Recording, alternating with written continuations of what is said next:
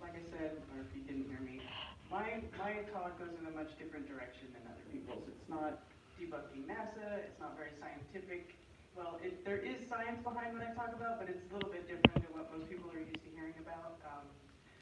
My focus has been sort of like the mother point of view, the nurturer point of view, because that's what I am. I'm a mom, I have children. So when I came across the flat earth, my whole thing was, oh my God, what do I tell my children? What does this mean for us as far as, our spirituality, our consciousness, how we handle our day-to-day lives? Because when you change your cosmology, obviously you change literally everything, right? It's not just the shape of the earth, it's everything. And if you have been researching flat earth, if you didn't, most people don't just come straight to the flat earth, they look at everything first. They're looking at political corruption, monetary, financial corruption, medical corruption, the big pharma, the food supply, what the people put in our food supply, the genetically modified foods, the poison they put on the food. I mean, it's everywhere and everything, and I just think that it's really important to look at all this stuff, how it all connects to flat earth, and what it means for us. So, okay, well, this slide doesn't really mean anything anymore. Okay, well, when I was young, and in school, like most people, you hear, they start telling you about the heliocentric model and what it is and everything, and these things, a couple of things always really bothered me about it the most. The first was, which has been a big subject in flat earth here recently, is how do we have a pressurized system next to an infinite vacuum without a barrier? How does that work? It never made sense to me in school. That one always bothered me. I had to just let it go.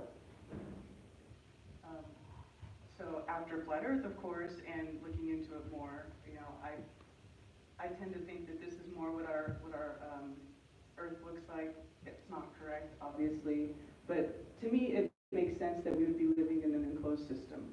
I mean, if you have a pet or anything, you make them, what do? You make them a nice little habitat, something that's going to protect them from anything that could possibly come from the outside, right? So I feel like this is probably our habitat.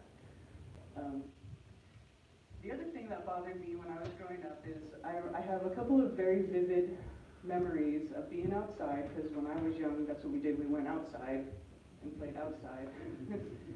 But I remember looking up at the sun, and I was looking at it without any filter or glasses. It was just filtered enough by the clouds that I could see the disk of the sun very perfectly. It was right there, and I remember thinking, it looks like it's just right there. I mean, I can see it perfectly, the outline of it. I mean, it just looked like a light bulb in the sky. That's what it always looks like to me.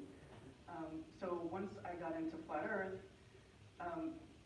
and also talking to Zach and stuff a lot, obviously he focuses on the sun a lot, and that was sort of an interest of mine, so that's what I started to do. I started to look at the sun a lot.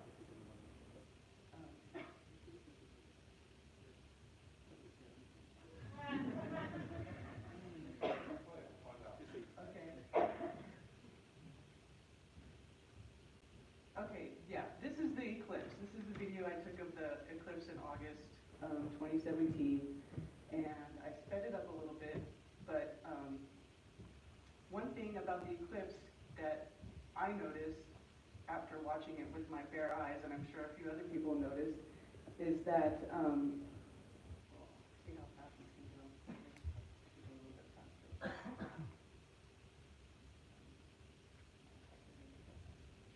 Well, anyway. Put your pointer on the bar where you want. Not the screen over here again. Not working? Really? You're up. I mean, it doesn't matter. Well, I guess it's But anyways, what will happen here is this is me filming it with the filter on the P900, right? Well, once it gets to totality, I then remove the filter. Is it still playing? No, stop. I didn't stop it, I swear.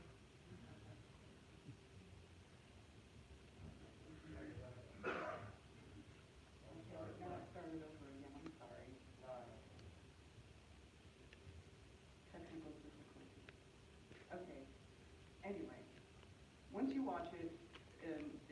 it's got the filter on, so as you can see the disk of the sun being occulted by what we assume is the moon.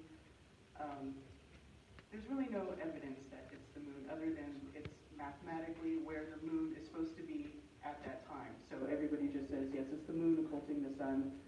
I can't really say, confirm or deny that either way. But once you get to totality, I'll take the filter off of the camera, and then you will see, the sun being occulted by an object, supposedly the moon, and the way that the light rays come out from behind around the objects in the sky, you see sort of this split side view of what looks like a magnetic field.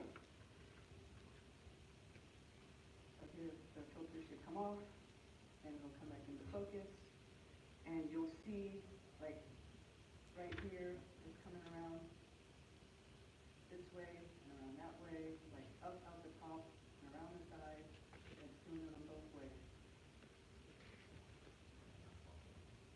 So you see, basically, if you're into the electric universe like most of us are, it's sort of hard to deny that you see these two objects in the sky. What they are, who knows? But they're showing you their electromagnetic signature when one is occulting the other during this eclipse. And also, if you were in the eclipse and you happen to be lucky enough to be in the path of totality, when the light, when it gets darker, it's not a normal twilight light. It's not like when the sun is exiting and it's being filtered by the atmosphere in a regular way. It's polarized. It's almost like a grayish light. It's just not a normal twilight light. And if everything feels differently, the animals start acting differently. I mean, you can't even really describe it unless you actually experience it for yourself. And once I was at this eclipse and stood in the path of totality, I realized why people become eclipse chasers. I mean, it is just such a unique experience. And you can watch it with your bare eyes. I mean, didn't we all, they tell you, don't look at the sun, it's going to burn your eyes.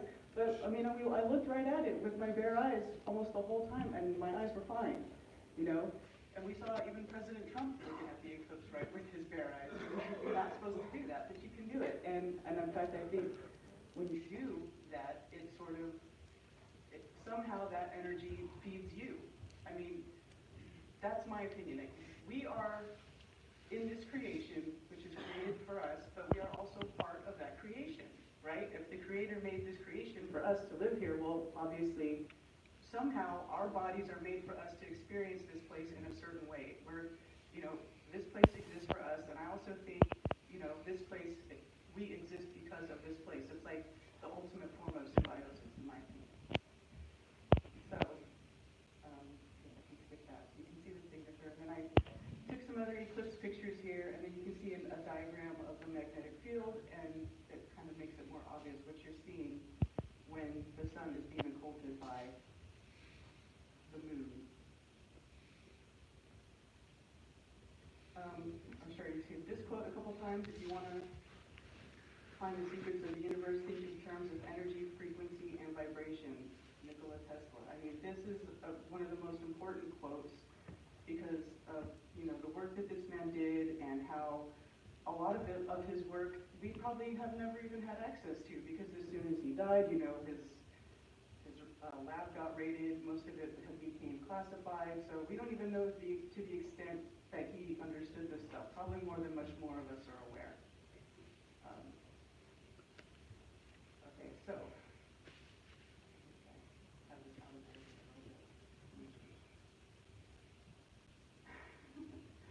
I'm missing a video. Okay, we'll work on it.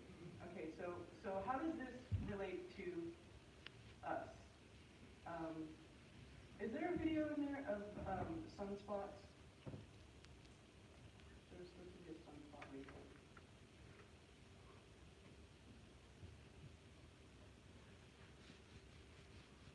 Okay, 5 or 6 minute video of sunspots. I'm not going to do it.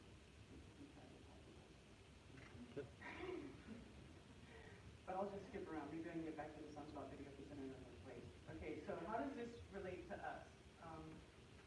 Like I was saying, your body, this is your vessel, this is your entity. antenna to work in this atmosphere, in this environment that has been made for us. A lot of people, now that we talk a lot about the ether, right? Well, Nikola Tesla thought the ether was real, along with a lot of other scientists. They thought the ether was real, right? In fact, they did stuff that they felt proved that the ether was real, and the ether was only dismissed when Einstein came around with his theory of relativity.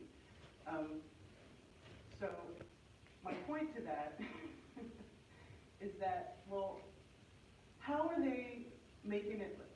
How are they able to deceive us so easily, right? Well, they use their indoctrination system. They talk about the sun. They have their eratosity, everything that you've seen everybody talk about, right? Like Zach and all them, whatever they were talking about. That's the model they present. But they also, in my opinion, do a lot of other things to us physically, mentally, to make it harder for us to see the deception, make it harder for us to function in this realm the way that we were truly meant to function. And I think the way that starts is vaccines. Because the moment that you walk through that doorway, your mother is the doorway between the spiritual world and the physical world. You come through that doorway, and the first thing they do is give you shots. So here are some quotes from some doctors, and they talk about, vaccines. It's a gigantic hoax. Most doctors are convinced that they're useful, but if you look at the proper statistics and study of instances of these diseases, you'll realize that this is not so. My final conclusion after 40 years or more in this business of medicine is that the unofficial policy of the World Health Organization and unofficial policy of Save the Children's Fund, blah, blah, blah, it's murder and genocide. There is no scientific evidence that vaccinations are of any benefit, but it is clear that they cause a great deal of harm. And there's a few of them, but it just goes on and on. Cancer in children is up, autism rates are up, and it's not, and they say, well, now, we can just diagnose it better. Well, no, I don't think that you can just diagnose it better. It's just that the instances are happening at such a more rapid rate, and they try to tell you it's genetic, but people don't breed that fast. I mean, it's going way too fast for it to be just genetic. So, to me it's clear that they're purposely making you sick with some of this stuff. So, the discovery of the blood-brain barrier. This is a connection that I sort of made, obviously I can't prove it, but just from looking at information, this is sort of me extrapolating. They didn't learn about the blood-brain barrier until the 60s, right? That's when they realized that there was a blood-brain barrier and how it worked. Now, fetal development of the blood-brain barrier.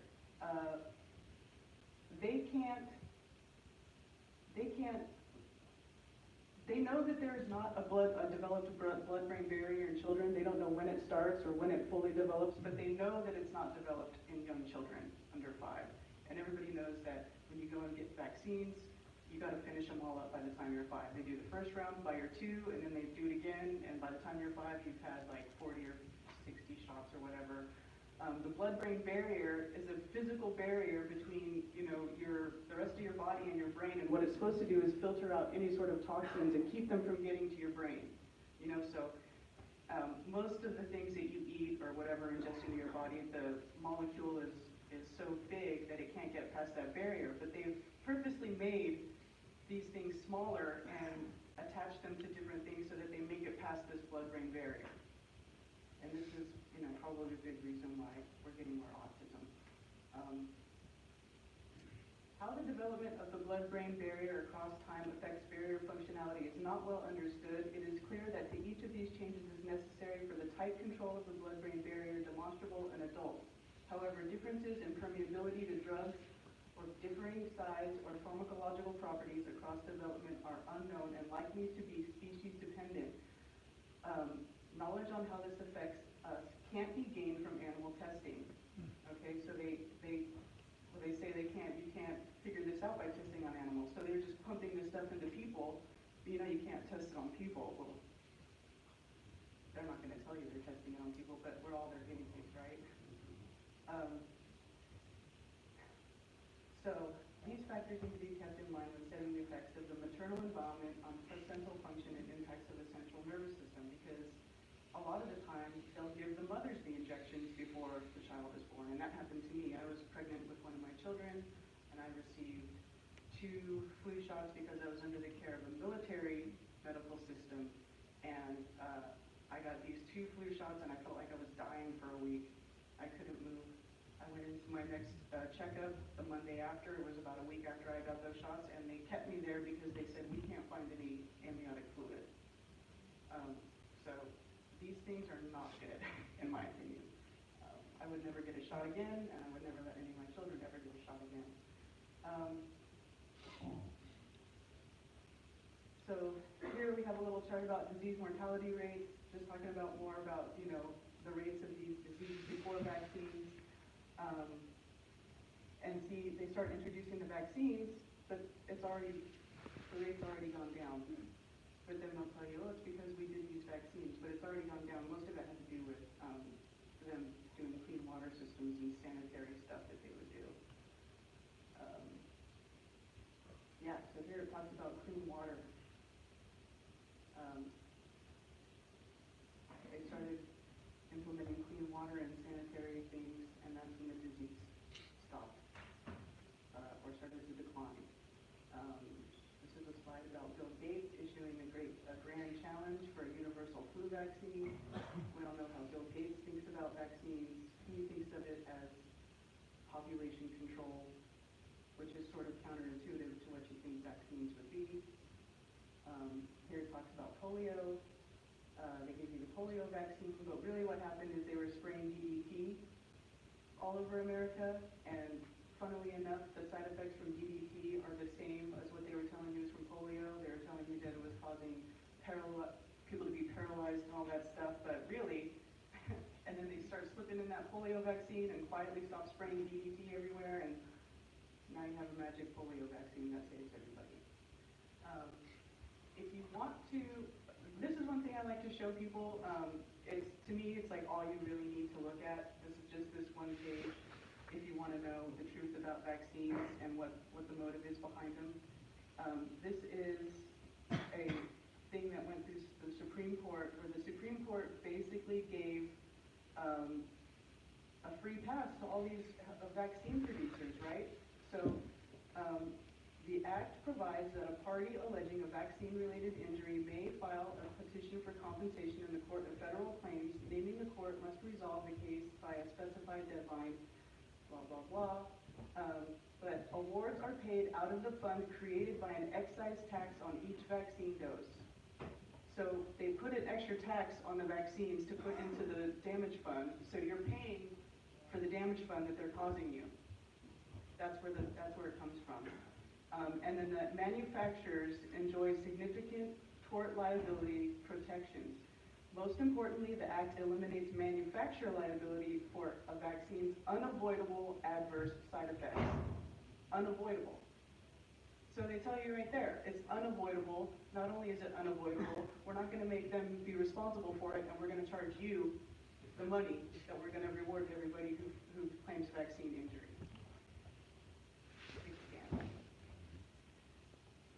So the second thing that they do, obviously, when they're done pumping your new baby full of vaccines and poison, then they take your child and you put them in school. So this is what they end up looking like in school, right? It's just like soul crushing. They just, I don't know anybody who's been through the public school system, you must know how it is, right? You go into school, like, you start out like this, right? Happy kid, you want to learn, you want to run, you want to play, and you're excited about learning about the world, and you have this like really this fire inside of you to learn, but then you start going through the system and then you end up like this.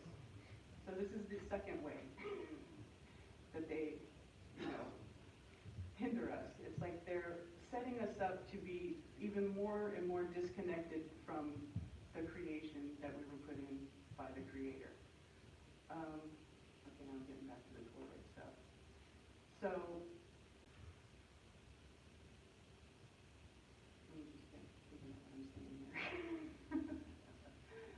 okay, so how does this all go together? Okay, well, there is a company called the HeartMath Institute, and they do a lot of studies about, your heart and, how it works, and the fact that all of us have a electromagnetic field that's generated from our heart.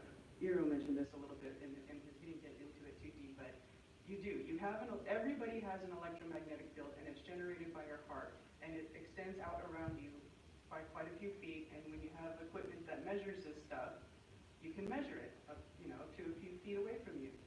This is a model of the toroid. This is the same thing that we were seeing behind the sun during the eclipse when the light's coming out, going up and around and out. This is like a constant motion. It goes, it never ends. And even when, the two circles get side by side, you get that infinity sign. I think that's where the infinity sign comes from. It's just like a side view of the toroid. It just keeps going. In, out, around. It's like this constant reciprocal motion that you're always, everybody's got it. Okay? And here is a magnetic field. Here is some top views of toroids. It all ties into the golden ratio. You see it in phyllotaxis. It's like the fingerprint of the creator, right? Basically, is what we're seeing here. Here is what they tell you a traditional atom is like. And it almost looks like a solar system. It looks a little bit chaotic. That's what we all saw when we were growing up.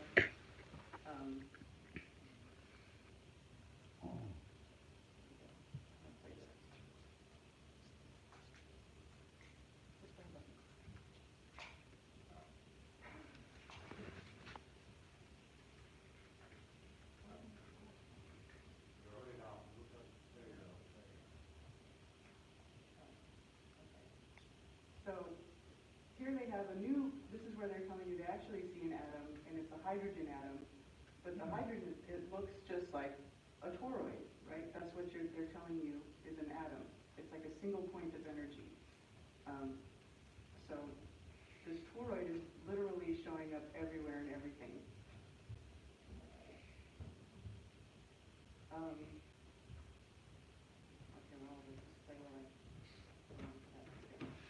So the point I'm getting to with this is the electromagnetic field generated by your heart, and the fact that the earth and everything is electromagnetic, the sun, the moon, the stars, it's obvious that it's all connected somehow. So what a lot of people don't know is that,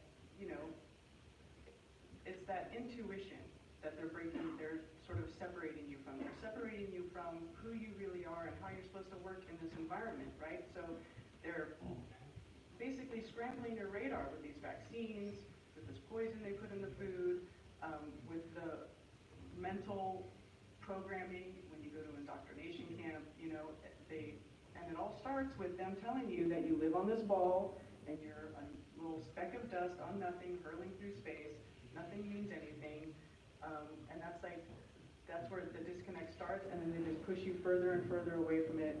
They block you from using your intuition, okay? But what everybody needs to get back to is cleaning out your system, clean this poison out of your system, get back to, learning how to use your intuition, and realize that your heart has a brain, okay? It's got neurons, it's got this electromagnetic field, which is, it's actually many times more powerful than the one that is generated by your brain.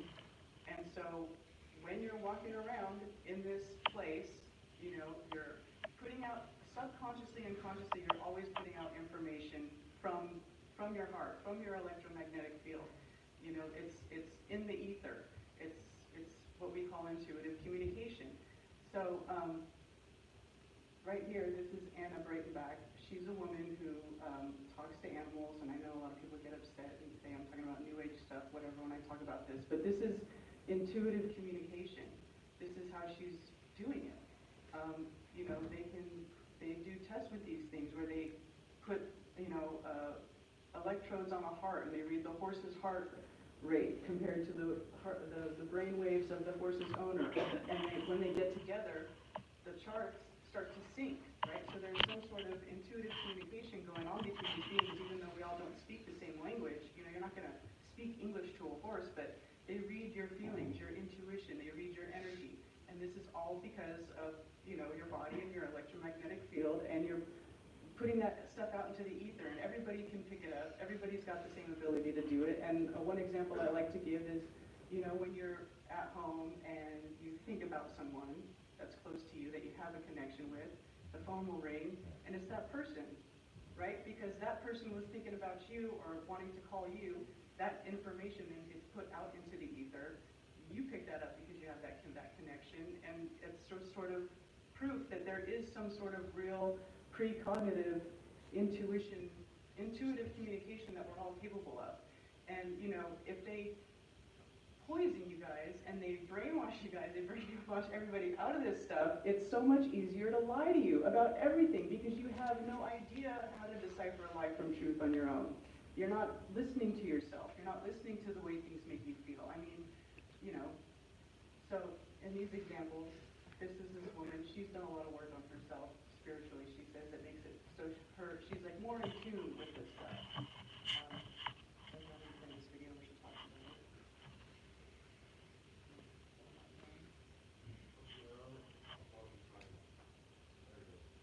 I mean, it's clearly an extraordinary gift. And when did you know, and how did you know you had this gift? Well, ironically, it's something that we all can do. It's something that is in the very nature of the way that our brains are designed. And all our human ancestors used to do this every day as a matter of course. We modern humans tend to get educated out of it or become too busy with daily life to pay attention to intuition. It's intuitive communication. Right. Yeah. So rediscovering it has been a journey of remembering and relearning something that's actually innate. And in my case, it happens to be perhaps a particular match for my passion, which is wildlife and conservation. And because I do it so much, perhaps my muscle is sort of more developed at it. But I'm really no different. I didn't have a privileged childhood running around in the wilds or have lions as pets or anything unusual. Very ordinary suburban upbringing. And this came about when I was doing my tracking training whilst living in the States. And coming across footprints of North American species that I knew nothing about at all, having grown up here.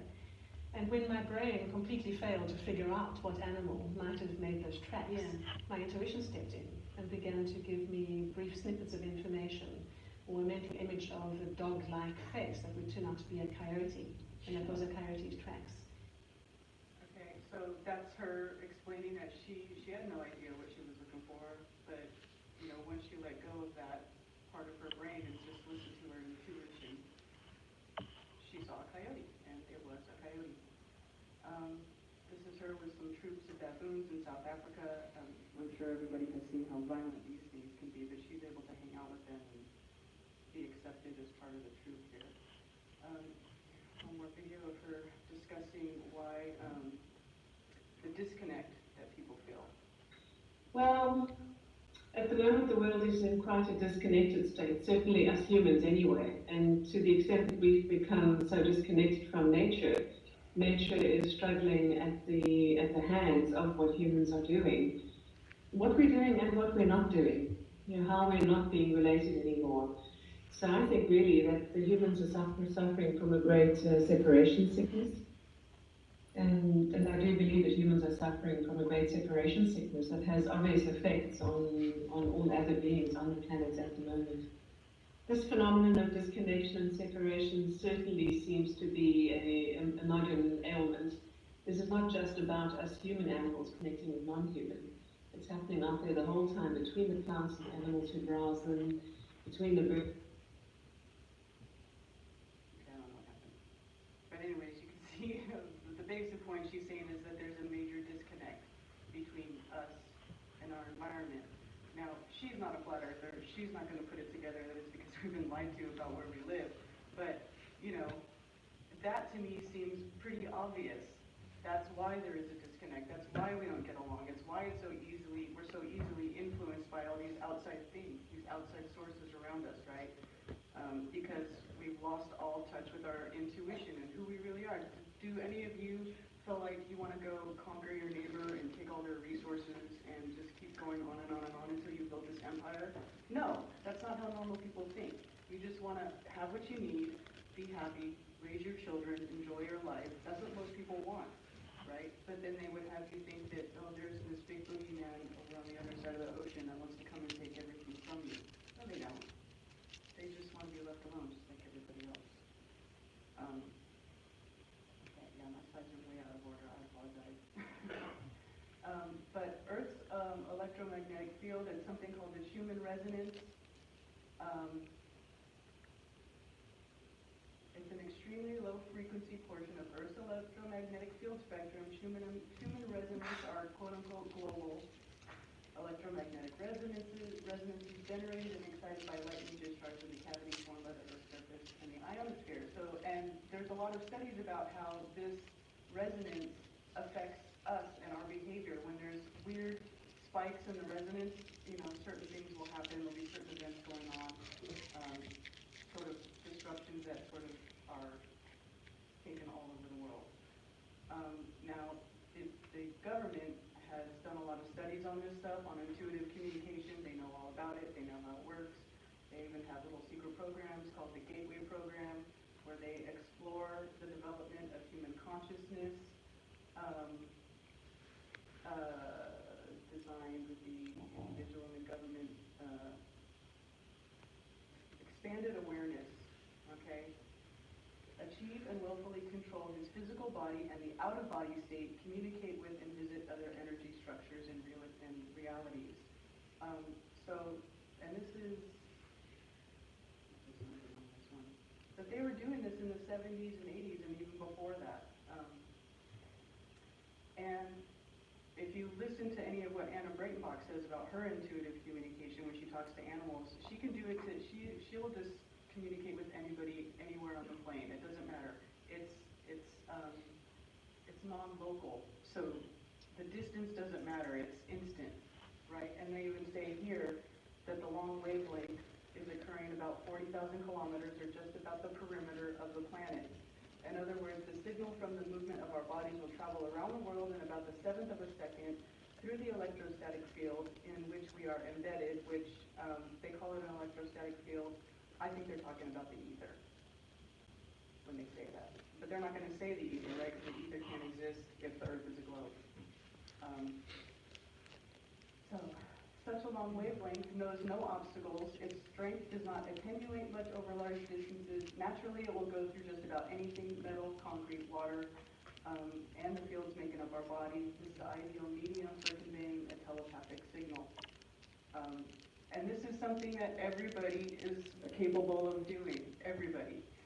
There's not one person like Anna Breitenbach. She's not, she doesn't have some special physical ability, something in her body that the rest of us don't have. She doesn't have a special gland, or something, she's just a normal person, woman, just like everybody else.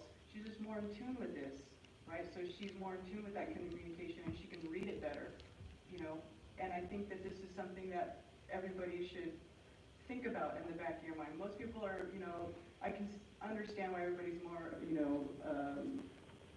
concerned with the scientific part of it, the math part of it, experiments and all that stuff. But you also have to take into account that if you don't know where you live, if you don't know your true place in the universe, you're not going to know yourself, and you're not going to know your own abilities, and you're not going to know what you were really meant to be here, how you were really meant to experience this. I mean, to me, this is the secret of really, living this life to the fullest and enjoying our time here instead of being worried about going to work or stressing about these things that don't matter. I mean, they've really got you trapped in this material world, and it's just so much more than that. I mean, you hear it over and over again that we're spiritual beings having a physical experience, and that's true.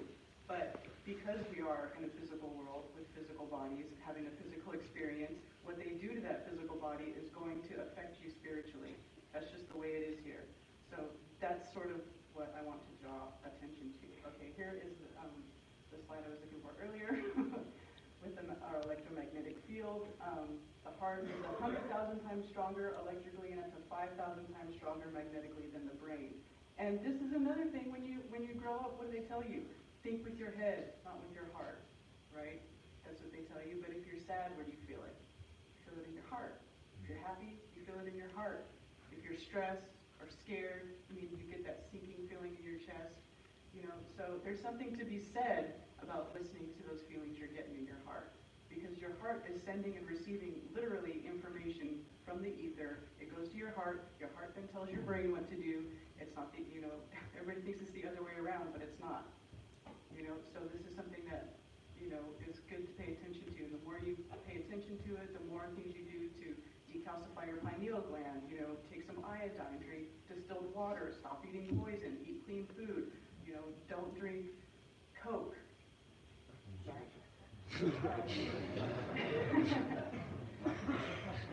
So here's another thing. This is a little video about the heart, because they tell you that the heart is a pump. It's got 4 chambers, right? It's just pumping all the blood out. But this doctor did a lot of studies on the heart, and the heart is actually a rope. It's twisted. It is shaped in the form of a helix, which goes back to... The heart is much more than a pump. It's a rope, and it wraps around itself in the form of a helix or a spiral. This is called the helical heart. Dr. Francisco Torrent Guasp found that the myocardial fibers of the heart form a spiral shape, as you can see here. Watch as he dissects a cow heart to reveal the true physiology of the heart.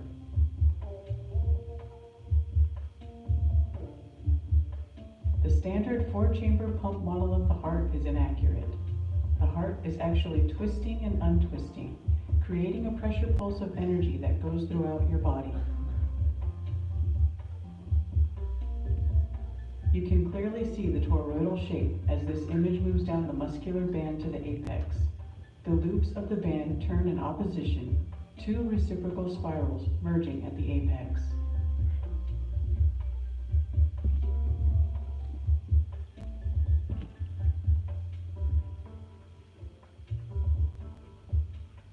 The Fibonacci spiral and the golden ratio are seen in nearly everything you find in nature, land animals and sea animals, shellfish. The spiral pattern viewed from the side reveals the structure of a wave. The shape of our DNA. In Phyllotaxis, the pattern in which the florets grow in a hypotrochoidal pattern or a spirograph. Or how branches grow on a bush or a tree. Everything growing from the center out in nature's logarithmic spiral, increasing by a factor of 5 every quarter turn. The golden mean in the circle has an angle of 137.5 degrees, showing up in butterfly wings, feathers, shapes, as well as our own bodies. We find this ratio so attractive, we put it in our most important architecture, including the pyramids of Giza. Even our visible spectrum of light follows the divine proportion. Our heart generates the strongest bioelectrical and magnetic field in our entire body, stronger than the brain by 100 times. The HeartMath Institute has been researching the role of the heart as a source of wisdom and intelligence that we can use to better balance our lives, increase creativity, and enhance our intuitive capabilities to improve our health, relationships, and spiritual fulfillment. They state that the heart's magnetic field, which is the strongest rhythmic field produced by the human body, not only envelops every cell of the body, but also extends out in all directions into the space around us. The heart's magnetic field can be measured several feet away from the body by sensitive magnetometers. Research conducted at HMI suggests that the heart's field is an important carrier of information. Evidence now supports the perspective that a subtle yet influential electromagnetic or energetic communication system operates just below our conscious level of awareness. They found that there is a direct relationship between the heart rhythm patterns and the spectral information encoded in the frequency spectra of the magnetic field radiated by the heart. So information about a person's emotional state is encoded in the heart's magnetic field and is communicated throughout the body and into the external environment. This information can in turn be detected by others and processed in the same manner as internally generated signals. This is the science behind intuitive communication. Okay, so that was supposed to play a little bit earlier. My slides got out of order. I so that's my point is, you know, electromagnetic universe, we are electric, everything sort of matches, it goes together, it makes sense, so just pay attention to that, you know, when you feel, it's like when you feel somebody's feelings, if you sense somebody's upset, this is how you're doing it, you know, this is what's happening. But most people aren't aware of it, you know, they think it's a sixth sense, it's, you know, something magical, but it's not. Everybody's capable of it, everybody can do it, everybody should get more in touch with it, because I think if we were more in tune with our intuitive communication, you would be more sensitive to those around you, and even, you know, it's like subconsciously. If you don't want to talk to people about flat earth or about the deception, you're still adding to that. You're putting that information out there just because you know. And I tell that to people, it's okay if you don't want to talk about it. It's okay if you don't want to, you know, go out and do street activism. Just because you know that you're putting that information out there and other people are picking it up subconsciously, whether they want to admit it or not, or whether you believe it or not. And this is why I think the movement has been growing exponentially and so fast. And so many people, you know, they know what the lies, but they don't want to talk about it. They stay in the closet because they're afraid of the ridicule. But this is what's going on. So that is it. I will wrap up.